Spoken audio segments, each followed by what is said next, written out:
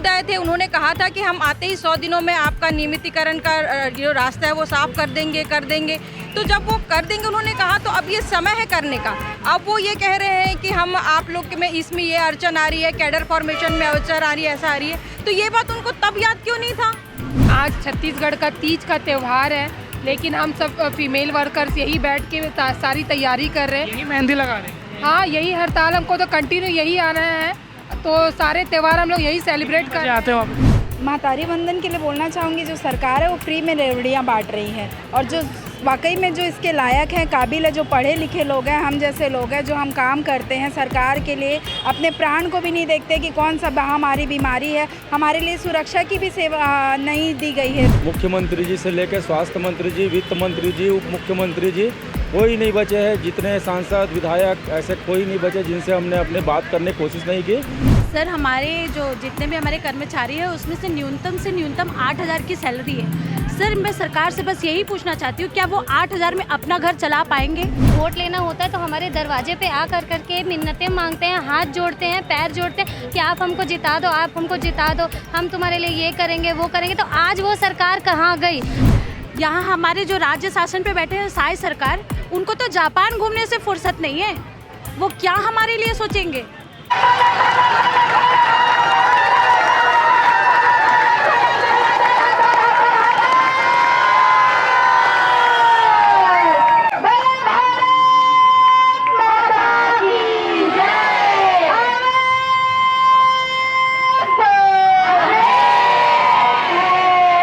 बिल्कुल, नमस्कार, जोहार, जय छत्तीसगढ़। मैं लाभेश घोष और आप देख रहे हैं भिलाई टाइम्स। और फिर से हम पहुंच गए हैं एनएचएम कर्मचारियों के अनिश्चितकालीन हड़ताल को कवर करने, क्योंकि आपने जानते हैं पहले दो दिन हुआ था और अब 18 तारीख से लगातार ये अनिश्चितकाल तक हड़ताल चलने वाला है। 10 सूत्रीय इनकी मांग है और खबर मिल रही है कि दो जो मांग है, 5वां नंबर और 8वां नंबर, कार्य मूल्यांकन, सीआर व्यवस्था में पारदर्शिता और मेडिकल एवं अन्य अवकाश की सुविधा मंजूर हो गई है, पर अभी सफ़र लंबा है, 8 बचे हुए हैं, तो इनका जो हड़ताल है जारी रहेगा। आज आपने हुकार सुनी इसकी, तो आज बात कर लेते हैं कि क्या कोई इनका सूद लेने आया है, पूछने आया है। ना आटा ना दाल, घर का बुरा हाल, संविदा ने बिगाड़ा हाल। अनिश्चितकाल आप लोग बैठ गए हैं, क्या कोई आप लोग को उम्मीद लग रही है, कोई आ रहा है पूछने आपसे?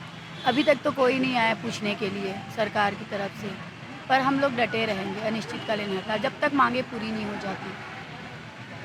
घर वर छोड़ के आप लोग प्रोटेस्ट कर रहे हैं जी। एक कर्मचारी के तो घर में चोरी भी हो गई लाखों की। जी, तो खतरा तो बने रहता है, बना रहेगा। ऐसे खतरे से कब तक चलेंगे? और वहाँ पे स्वास्थ्य सेवा में भी कुछ फ़र्क पड़ रहा है? बहुत ज़्यादा फ़र्क पड़ रहा है, क्योंकि सारे लोग अभी हम एनएचएम वाले ही तो स्वास्थ्य विभाग को चला रहे थे, सारे के सारे यहाँ आकर बैठ गए हैं, तो स्वास्थ्य सेवाएँ तो पूरी तरीके से ठप हो गई है। कितने की संख्या में होंगे मैडम आप लोग? हम लोग यहाँ पे दुर्ग जिले में 850 जनसंख्या में है। यहाँ पर प्रदेश में 16,500। जी। आप पहुंची हुई हैं, पूरे प्रदेश में देख रहे होंगे चल रहा है, यहाँ पर कैसा लग रहा है और इनकी मांग कितनी जायज़ है? आप बाकी लोगों को भी समझाइए, क्योंकि जो आप लोग से नहीं जुड़े हैं, आप लोग के फील्ड से नहीं हैं, वो नहीं समझ पाते चीज़ों को। देखिए, मैं डॉक्टर हर्षा ताम्रकार, मैं कोरबा जिला की एनएचएम यूनियन की जिला अध्यक्ष हूँ। और आज मैं यहाँ तीज के लिए आई थी, तो तीज में मेरा ये मायका है, तो मेरा घर में मुझे रहा नहीं गया। मैंने कहा मैं यहाँ के धरना स्थल में आऊँगी और यहाँ पे लोगों का उत्साह देखूँगी, और अगर मैं यहाँ पर भी अगर लोगों को अगर मोटिवेट कर सकूँ, उत्साहित करूँ, तो ऐसा ज़रूर करूँगी। और यहाँ तो मुझे बहुत ही मोटिवेशन दिख रहा है। पर इसके बाद भी मैं ये कहना चाहूँगी लोगों से, और ये अपील करना चाहूँगी कि लोगों को लग रहा है कि हमारी मांगें जायज़ है कि नहीं।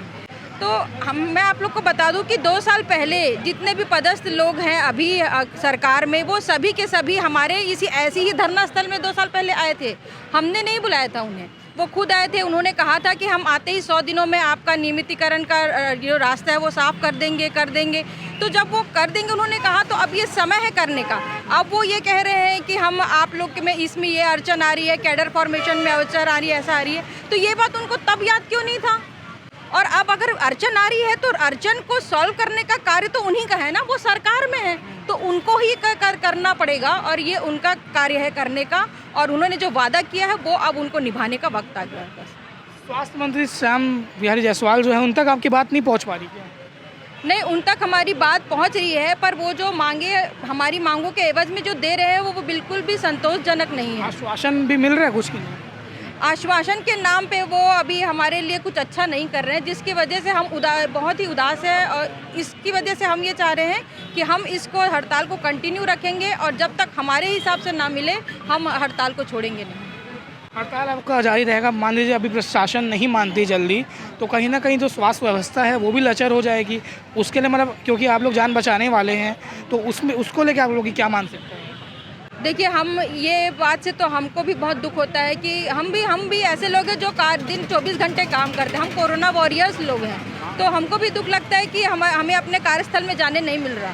पर जो भी समस्या आ रही है उसका कारण जो है वो अभी की सरकार ही है। अगर उनको जल्दी से अब हमारे समस्याओं का निराकरण कर ले तो हम तुरंत अपने कार्यालय स्थल में पहुंच जाएंगे।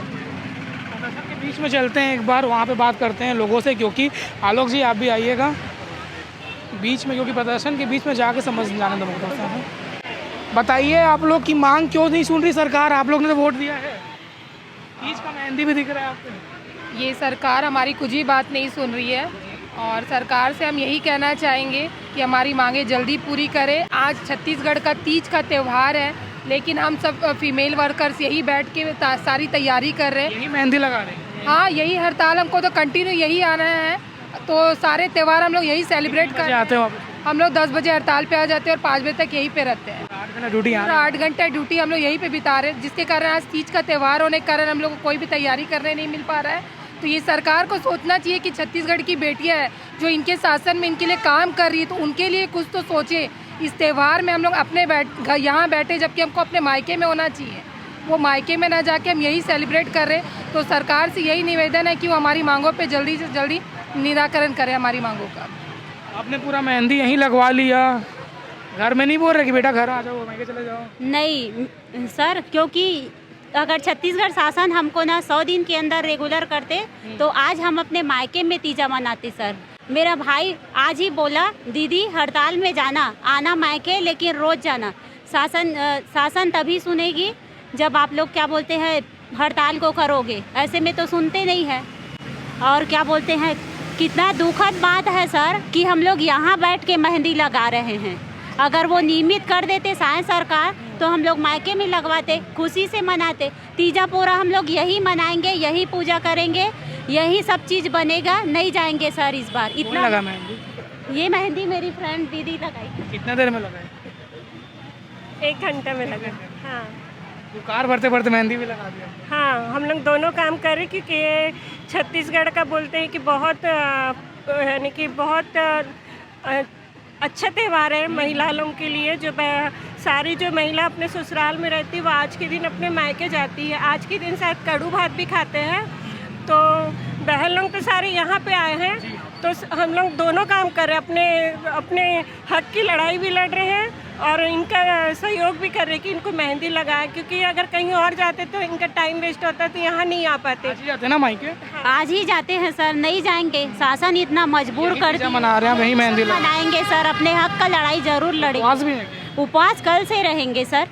हाँ हाँ, भी हम लोग आएंगे हड़ताल, उपवास रहेंगे तो भी हड़ताल में आएंगे, क्योंकि ये सरकार हमको बहुत मजबूर कर दी है। तो हम लोग हड़ताल में कंटिन्यू आएंगे। इस सरकार से बोलती हूँ कि ये सरकार हमें जल्दी नियमित करे, हमारी सारी मांगों को जल्दी से पूरा करे, क्योंकि हमारे कारण आम जनता को भी बहुत तकलीफ हो रही है, जो हम भी नहीं चाहते कि उनको कभी तकलीफ हो। लेकिन ये सरकार ने हमें मजबूर कर दिया है कि हम उनको तकलीफ में देख रहे हैं और मजबूर छोड़ रहे हैं उनको। आलोक शर्मा जी भी मेरे साथ मौजूद हैं। आलोक जी, अनिश्चित काल के लिए आप लोग हुकार भर दी हैं। 10 सूत्री मांग में 2 सूत्री मांग पूरी भी हो गई बोल रहे हैं। अब क्या लग रहा है, क्या आप लोग का प्लानिंग होने वाला है? अब क्या है, जब तक हमारी इस बार मांगे पूरी नहीं होगी तब तक इस बार हम लोग हड़ताल से वापस जाने वाले नहीं हैं। पहले हम लोग 1 दिन फिर 2 दिन का कर चुके हैं और लगातार सिर्फ आश्वासन दिया जा रहा है। 171 बार से ज़्यादा हमने ज्ञापन मुख्यमंत्री जी से लेकर स्वास्थ्य मंत्री जी, वित्त मंत्री जी, उप मुख्यमंत्री जी, कोई नहीं बचे हैं। जितने सांसद विधायक ऐसे कोई नहीं बचे जिनसे हमने अपने बात करने की कोशिश नहीं की। हमको मोदी की गारंटी में 100 दिन के अंदर हमारा नियमितीकरण करने के लिए कार्रवाई करने के लिए हाँ जारी किया गया था, लेकिन आज तक ऐसा कुछ भी नहीं लग रहा है। 20 महीने की ये सरकार हो चुकी है, और हम लोग एकदम से अब विश्वास हमारा खोते जा रहा है। जैसे कि मोदी जी ने कहा था कि ये मोदी की गारंटी है, और मोदी की गारंटी मतलब गारंटी की भी गारंटी। तो हम लोग 1.5 साल से तो सिर्फ ज्ञापन दे रहे थे, लेकिन अब हमारा विश्वास थोड़ा डगमगा रहा है, इसलिए हमको रोड पर उतरना पड़ गया है। अनिश्चितकालीन आंदोलन पर हम लोग आ चुके हैं, और जब तक हमारी पूरी की पूरी मांगे पूरी नहीं होगी तब तक ये आंदोलन जारी रहेगा। प्रदेश में एक साथ हो रहा है? पूरे 33 जिलों में एक साथ हो रहा है। 16,500 कर्मचारी हैं। दुर्ग जिले में 850 कर्मचारी अनिश्चितकालीन हड़ताल पे हैं। मैं सुना था मैडम, शुरुआत में आप दर्शकों ने जो आवाज़ सुनी होगी मैडम की थी जब वो हुकार भर रही थी, क्योंकि नारी शक्ति ज़्यादा मुझे दिख रही है जो मैक्सिमम है। तो किस प्रकार से आप लोग देख रहे हैं कि आप लोग की आवाज़, क्योंकि एक सरकार एक तरफ महतारी वंदन योजना चलाती है महिलाओं के लिए, और महिलाओं के लिए कई बात करती है, और यहाँ पर आप लोग हैं बात नहीं सुन रहे। महतारी वंदन के लिए बोलना चाहूँगी, जो सरकार है वो फ्री में रेवड़ियाँ बांट रही है, और जो वाकई में जो इसके लायक हैं, काबिल है, जो पढ़े लिखे लोग हैं, हम जैसे लोग हैं जो हम काम करते हैं सरकार के लिए, अपने प्राण को भी नहीं देखते कि कौन सा हमारी बीमारी है, हमारे लिए सुरक्षा की भी सेवा नहीं दी गई है। सर मैं बताना चाहूँगी, हम लोग तीनों शिफ्ट में ड्यूटी करते हैं, लेकिन जहाँ गार्ड की, जहाँ सुरक्षा की बात आती है वो भी हमको नहीं मिलता है। कोई भी अरा गरा इंसान आके ड्रिंक करके हमारे साथ बदतमीज़ी करके चला जाता है, और हम कुछ नहीं कर पाते हैं। और ऐसे में सरकार को बोलना चाहूँगी कि जो हम भी महिलाएँ हैं, वो भी छत्तीसगढ़ की नारियाँ हैं, जब हम आपके लिए, आपके स्वास्थ्य विभाग के लिए इतना काम करती हैं, जैसे कि आप लोग जान रहे हो लगभग 20 वर्ष हो गए हैं एनएचएम को, लेकिन आज तक हमको कुछ भी नहीं मिल पाया है। जब जैसे कि आप मातृत्व राज्य मध्य प्रदेश में देखते हैं, संविलियन हो गया है, अपना क्या बोलना चाहिए, ग्रेड पे लागू हो गया है, तो ये भी डबल इंजन की सरकार है, यहाँ पे भी बीजेपी की सरकार है, तो यहाँ पे क्यों नहीं हो पा रही है, ये मैं नहीं समझ पा रही हूँ। सरकार हमारे लिए इतना अनदेखा क्यों कर रही है, इतना दोहरा व्यवहार हमारे साथ क्यों कर रही है, ये मैं नहीं समझ पा रही हूँ। लेकिन सरकार से बस यही निवेदन करूँगी कि जैसे कि कोरोना काल में भी आप लोग देखें, हम लोग अपने जान को भी नहीं देखते हुए अब पूरा अपना 100% दे के काम किए, जितने भी काम किए सब एनएचएम के कर्मचारी अपना 200% दे के काम किए, उसके बाद भी सरकार हमारी मांगों को ध्यान नहीं दे रही है। तो सरकार से यही रिक्वेस्ट है कि सरकार हमारी मांगों को सुने। और भी बात करते हैं लोगों से यहाँ पर, क्योंकि नियमितीकरण और ग्रेड पे देना होगा वरना आंदोलन और तेज होगा। अलग अलग तख्ती हैं, यहाँ पर लोग मौजूद हैं। सर हमारे जो जितने भी हमारे कर्मचारी हैं उसमें से न्यूनतम 8,000 की सैलरी है। सर मैं सरकार से बस यही पूछना चाहती हूँ, क्या वो 8,000 में अपना घर चला पाएंगे? यहाँ हमारे जो राज्य शासन पे बैठे हैं साई सरकार, उनको तो जापान घूमने से फुर्सत नहीं है, वो क्या हमारे लिए सोचेंगे? अभी दौरे पे हैं, अभी वो घूम रहे हैं, जब उनका दिमाग सही रहेगा तब वो हमारे बारे में सोचेंगे। सर देखिए हमारा अभी त्यौहार है तीज का, हम 8,000 की सैलरी में क्या त्यौहार मनाएंगे? पोस्ट पे हैं? सर मैं नर्सिंग ऑफिसर के पोस्ट पे हूँ। 8,000 मिलते हैं? जी सर, हम लोग हमारी सैलरी मतलब मैं बता रही हूँ न्यूनतम से न्यूनतम 8,000 है, और मेरी सैलरी 16,500 है। 16,500 में सर मैं क्या घर चलाऊँगी? मेरे बच्चे हैं, मेरी फैमिली है, मेरे सास ससुर हैं, उनका तबीयत ख़राब रहता है, उनका मैं कैसे इलाज करूँगी? मेरे बच्चे को कैसे पालूँगी? मैं 10,000 का अगर राशन भरती हूँ तो मैं 6,000 में कैसे घर चलाऊँगी सर अपना? जी आप क्या कहना चाहेंगे? सर ये जो सरकार है, इसको एक बात ये समझ में नहीं आती कि जब उनको वोट लेना होता है तो हमारे दरवाजे पे आ कर के मिन्नतें मांगते हैं, हाथ जोड़ते हैं, पैर जोड़ते हैं कि आप हमको जिता दो, आप हमको जिता दो, हम तुम्हारे लिए ये करेंगे वो करेंगे। तो आज वो सरकार कहाँ गई? आज वो सरकार कहाँ गई? ताला बंद करके विदेश चले गए हैं।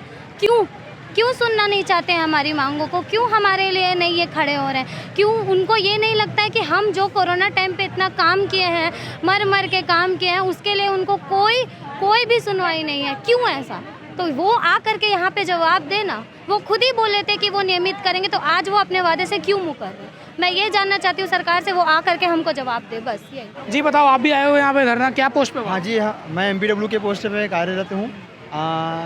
बीजेपी की सरकार है जो सत्ता में नहीं थी, उस समय हम जब और हड़ताल कर रहे थे, उस टाइम में आके ये बोले थे, कांग्रेस की सरकार? हाँ कांग्रेस की सरकार में बोले थे कि क्योंकि उस टाइम में सत्ता में नहीं थे ना भाजपा वाले, तो उस टाइम आके भाजपा वाले बोले थे कि हम 100 दिन में आप लोगों को अनियमित कर्मचारियों को नियमित करेंगे। साथ दे रहे थे? हाँ तब उस समय साथ दे रहे थे, लेकिन जैसे ही सत्ता में आए, और मुझे कहीं ना कहीं लगता है कि हमारे बलबूते पे ही, एनएचएम कर्मचारियों के बलबूते पे ही वो कहीं ना कहीं सत्ता पे आए हैं। लेकिन उन्होंने हमें, ऐसा क्यों लगता है? ऐसा क्यों लगता है? क्योंकि हम 16,000 नहीं हैं, 16,000 के फैमिली हैं। 16,000 से कहीं ना कहीं अगर कोई हम फीमेल अगर कोई कर्मचारी है तो उनके 2 फैमिली होते हैं, एक माता ससुराल और मायके साइड से, तो कहीं ना कहीं मुझे लगता है कि एनएचएम कर्मचारियों का बहुत बड़ा योगदान है कि उनकी सत्ता में, और वही मुख्य कि वो वादा करके भूल गई है। और जबकि डबल इंजन सरकार है कि सेंट्रल में भी मोदी की सरकार है और अभी भी हमारे यहाँ साई की सरकार है, जिसको बोला जाता है कि डबल इंजन की सरकार है, लेकिन बिल्कुल भी डबल इंजन की सरकार यहाँ छत्तीसगढ़ में एनएचएम कर्मचारियों को खासकर तो समय मांग रही सरकार की, कुछ आश्वासन दे रही है, करेंगे बोल रही कि नहीं करेंगे? हमें बिल्कुल आश्वासन बस दे रही है, बिल्कुल आश्वासन बस। लेकिन हमें इस बार आश्वासन नहीं, हमें आदेश चाहिए। हमारे 10 सूत्रें मांगे हैं, बिल्कुल आदेश चाहिए। ऐसा नहीं कि आप हमें आपको हम 2 महीने में नियमित करेंगे या 2 महीने में ऐसा करेंगे। आदेश, हमको आश्वासन नहीं चाहिए, आदेश चाहिए इस बार। सबका पक्ष है अपना अपना। हाँ, आप बता रही थी, आप क्या पोस्ट में हैं? क्लास 4 में हूँ सर। मैं सिंगल मदर हूँ, मेरे 2 बच्चे हैं। दूध मुँह है, बच्चे को छोड़ छोड़ के यहाँ आके बैठे 8 दिन हो गया। अच्छा, कौन संभाल रहा? बच्चा मैं अड़ोस पड़ोस में छोड़ के आई हूँ सर। वो तो रेंट में रहती हूँ तो आसपास को जानती भी नहीं हूँ। जो घर मालिक है उसी के भरोसे में छोड़ के आती हूँ। और क्या ही बोलूँ सर, इतना दिक्कत झेलना पड़ रहा है ना, रात को चैन से नींद भी नहीं सो पा रहे हैं, इतना महंगाई और कम सैलरी में। तो और क्या करते हैं? क्लास 4 दूँ, कुर्सी पार PSC।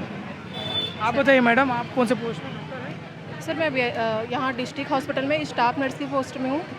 और सर मेरा भी परेशानी ये है कि सर मेरे भी 2 बच्चे हैं और मेरा घर रानीतराई पाटन में है। हम लोग को आने जाने में बहुत ज़्यादा दिक्कत होता है, जो कि हम लोग को संविदा कर्मचारी है, इसलिए हमको कोई सुविधा नहीं दिया जाता है। नहीं हमको यहाँ पे रहने का सुविधा मिलता है, नहीं कुछ भी सुविधा नहीं है। मेडिकल, अभी मेरा तबीयत ख़राब हुआ था सर, उसमें मेरे को खुद मेरे पापा टीचर हैं, इसलिए मेरा इलाज हो पाया। अभी मेरा तबीयत बहुत ज़्यादा ख़राब था और उसमें भी सर हम लोग को कुछ भी इधर सुविधा नहीं मिलता है। यहाँ पे हम लोग लोगों का सेवा करते हैं, लेकिन हम लोग को जब हमारी बारी आती है, हमारा तबीयत ख़राब होता है, हमारे घर में अगर कुछ भी परेशानी होती है तो हम अपने घर के परिवार वालों को देखभाल भी नहीं कर सकते। मतलब इतनी कम सैलरी हम लोग की 16,500। उसमें सर मैं BH हॉस्पिटल में स्टाफ नर्स की पोस्ट में 16,500 रुपये सैलरी है सर। उसमें हम लोग का कुछ भी नहीं हो पाता। मेरे 2 बच्चे, मैं बच्चों को भी देख नहीं पाती सर, आने जाने में ही इतना खर्चा हो जाता है। ऊपर से पेट्रोल इतना ज़्यादा महंगाई है अभी के, उसमें रहने का रेंट पे हम लोग को देना पड़ता है, किराया में रहना पड़ता है। ऊपर से मेरा घर इतना दूर है, फिर बच्चों लोग को अपने मम्मी पापा के भरोसे पे छोड़ के आती हूँ मैं। तो सर वही है कि सरकार से हम लोग ये मांग है सर कि हमको जल्दी से जल्द नियमितीकरण मिलना चाहिए और सरकार को हमारी मांगों पे ध्यान देना चाहिए। बस इतना ही मैं बोलना चाहूँगी सर।